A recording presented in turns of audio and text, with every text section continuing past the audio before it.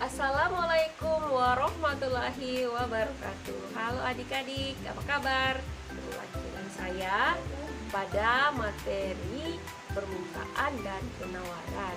Sebelum kita masuk pada materi permintaan dan penawaran, saya akan menyampaikan tujuan pembelajaran kita hari ini, yakni siswa dapat menganalisis terbentuknya keseimbangan pasar dan membuat pengamatan tentang perubahan harga dan kuantitas keseimbangan pasar dengan penuh tanggung jawab, bekerja keras, toleransi, dan bekerja sama. Nah, sekarang kita masuk pada materi permintaan dan penawaran. Yang pertama adalah permintaan. Apa itu pengertian permintaan? Permintaan adalah sejumlah barang dan jasa yang diinginkan untuk dibeli untuk memenuhi kebutuhan pada berbagai tingkat harga dan waktu tertentu di pasar. Kemudian penawaran adalah sejumlah barang dan jasa yang tersedia di pasar untuk dijual pada berbagai tingkat harga pada waktu tertentu. Nah, sekarang kita sudah mengetahui apa itu pengertian permintaan dan apa itu pengertian penawaran. Sekarang kita masuk pada yang kedua adalah hukum permintaan dan penawaran. Nah, yang pertama adalah hukum permintaan. Hukum permintaan adalah ketika harga suatu barang mengalami penurunan, maka jumlah permintaan barang atau jasa akan naik. Dan sebaliknya, ketika harga barang dan jasa meningkat, maka jumlah barang dan jasa yang diminta akan berkurang. Kemudian hukum penawaran. Hukum penawaran ini berkebalikan dengan hukum permintaan, di mana peningkatan harga barang atau jasa akan menyebabkan penawaran terhadap barang atau jasa tersebut meningkat. Sekarang kita masuk pada faktor-faktor yang mempengaruhi permintaan dan penawaran. Faktor-faktor yang mempengaruhi permintaan itu yang pertama adalah harga barang itu sendiri. Kedua, ketersediaan dan perubahan harga barang sejenis sebagai pengganti dan pelengkap. Ketiga, tingkat pendapatan atau daya beli konsumen. Yang keempat, kebiasaan atau selera konsumen.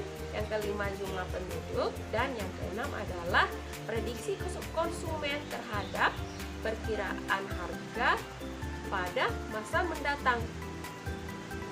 Kemudian, apa itu faktor-faktor yang mempengaruhi penawaran?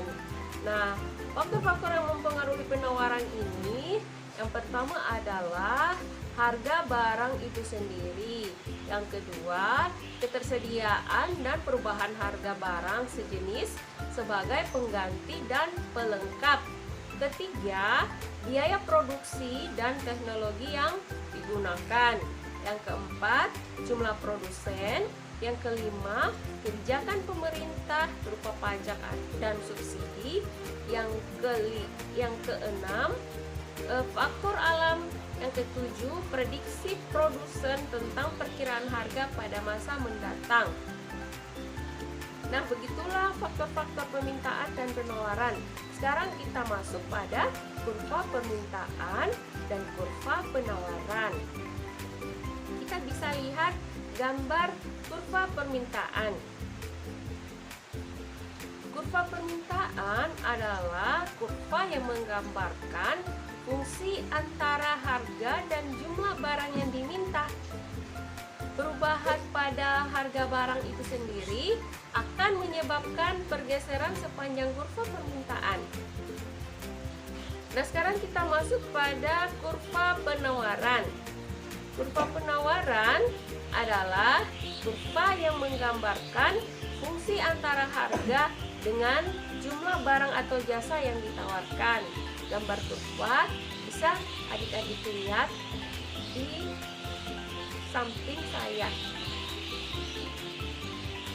Nah, sekarang secara keseluruhan kita sudah belajar tentang pengertian permintaan dan penawaran, hukum permintaan dan penawaran, faktor-faktor yang mempengaruhi permintaan dan penawaran, juga yang terakhir kurva permintaan dan penawaran.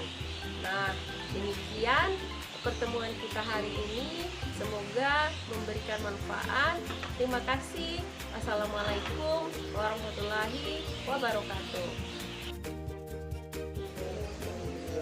Assalamualaikum warahmatullahi wabarakatuh. Adik-adik, apa kabar? Hari ini kita masuk pada pertemuan kedua tentang permintaan dan penawaran. Nah, saya akan sampaikan kembali tujuan pembelajaran kita pada hari ini, yakni siswa dapat menganalisis terbentuknya keseimbangan pasar dan membuat pengamatan tentang perubahan harga dan kuantitas kesempatan kerja dengan penuh tanggung jawab, bekerja keras, toleransi, dan bekerja sama.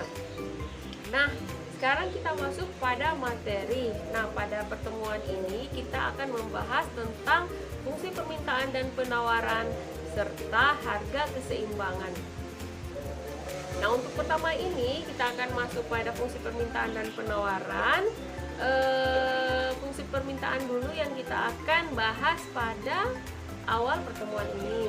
Nah, fungsi permintaan adalah persamaan yang menunjukkan hubungan antara jumlah suatu barang yang diminta dengan faktor-faktor yang mempengaruhinya.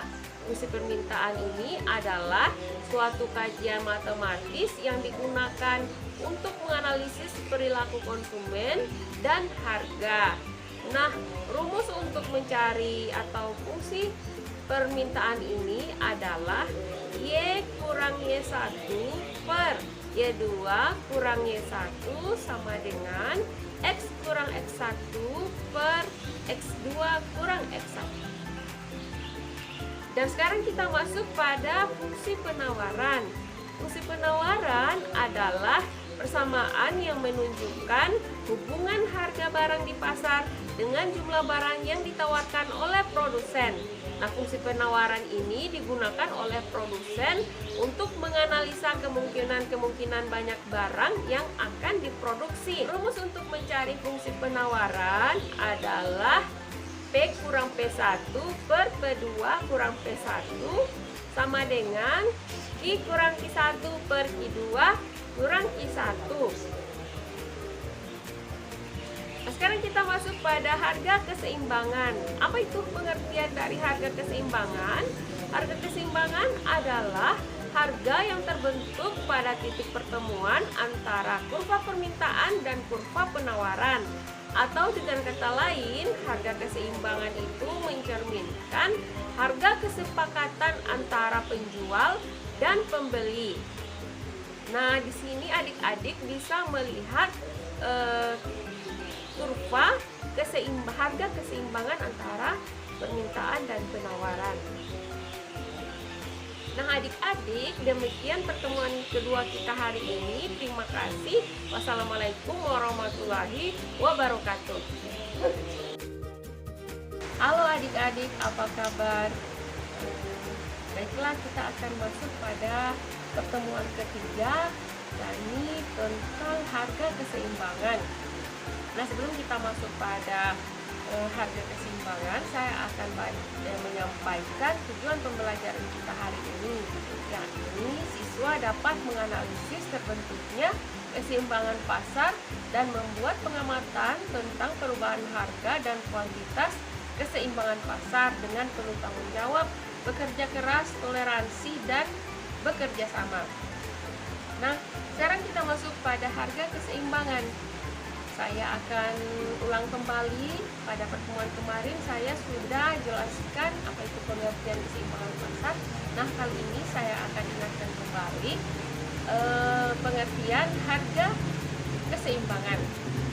Nah, harga keseimbangan adalah harga yang terbentuk pada titik pertemuan antara kurva permintaan dan kurva penawaran. Atau dengan kata lain, harga keseimbangan mencerminkan harga kesepakatan antara penjual dan pembeli. Nah, sekarang kita masuk pada proses terbentuknya harga keseimbangan. Proses terbentuknya harga keseimbangan itu yang pertama, permintaan barang dan jasa atau jasa yang bertambah, sedangkan jumlah barang yang atau jasanya terbatas. Kemudian biaya produksi, pendapatan masa depan dari konsumen dan produsen, penawaran barang atau jasa yang bertambah sedangkan daya beli konsumennya turun atau tetap, dan terakhir adalah selera konsumen. Fungsi harga pasar. Fungsi harga pasar itu ada 3. Yang pertama, untuk menentukan jenis barang atau jasa yang akan diproduksi. Yang kedua, untuk menentukan teknologi yang akan digunakan. Dan yang terakhir, untuk menentukan pembagian hasil produksi antara konsumen. Cara menghitung harga keseimbangan. Nah, untuk menghitung harga keseimbangan itu ada beberapa cara. Yang pertama, menghitung harga keseimbangan dengan menggunakan tabel. Untuk mencari harga keseimbangan terlebih dahulu, kita harus membuat tabel yang berisi harga yang simbolnya P, jumlah yang diminta simbolnya adalah QD, dan jumlah yang ditawarkan simbolnya adalah QS.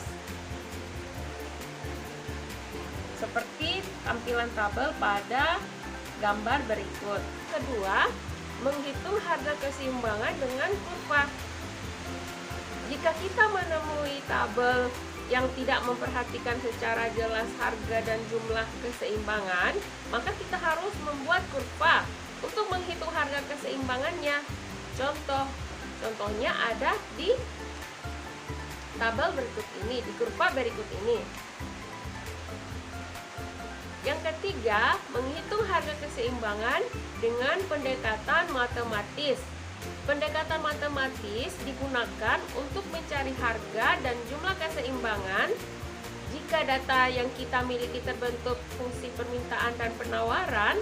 Nah, untuk mencari atau menggunakan rumus syarat keseimbangan adalah QD sama dengan QS atau PD sama dengan PS. Yang berikut adalah kebijakan pemerintah. Dalam perekonomian, pemerintah akan turut campur tangan dengan tujuan untuk melindungi konsumen dan produsen. Ada 2 cara yang dilakukan oleh pemerintah, yaitu dengan pengendalian harga atau price control. Pengendalian harga yang dilakukan pemerintah dapat dengan cara menentukan batas harga tertinggi atau selling price dan menetapkan batas harga terendah atau floor price. Nah, untuk selling price itu adalah batas maksimum harga penjualan oleh produsen. Misalnya, penetapan harga patokan setempat yang dilakukan pemerintah untuk semen. Tujuan pemerintah adalah agar terjangkau oleh konsumen dengan daya beli kurang. Kurvanya berikut ini. Kemudian floor price. Floor price adalah batas harga minimum yang diberlakukan. Tujuan pemerintah adalah untuk melindungi produsen. Nah, kurvanya berikut ini. Kemudian yang berikut adalah cara menghitung harga dan output keseimbangan. Menghitung harga dan output keseimbangan, rumusnya adalah QD sama dengan QS atau PD sama dengan PS, di mana QD adalah jumlah barang yang diminta, QS adalah jumlah barang yang ditawarkan, PD adalah jumlah barang yang diminta, dan PS adalah jumlah barang yang ditawarkan. Kemudian yang berikut adalah peran pemerintah dalam pembentukan harga pasar. Nah, peran pemerintah dalam menentukan harga pasar ini antaranya adalah yang pertama, penentuan harga maksimum atau selling price. Cara ini dilakukan pemerintah dengan menentukan harga tertinggi yang berlaku di pasar, yang tingginya berada di bawah harga pasar. Tujuannya adalah untuk melindungi konsumen sehingga harganya dapat terjangkau. Kemudian yang kedua adalah penentuan harga minimum atau floor price. Cara ini dilakukan pemerintah dengan menentukan harga terendah yang berlaku di pasar, yang tingginya berada di atas harga pasar. Tujuan pemerintah untuk menentukan harga minimum adalah untuk melindungi produsen agar tidak merugi dan juga untuk menaikkan harga barang yang berlaku di pasar.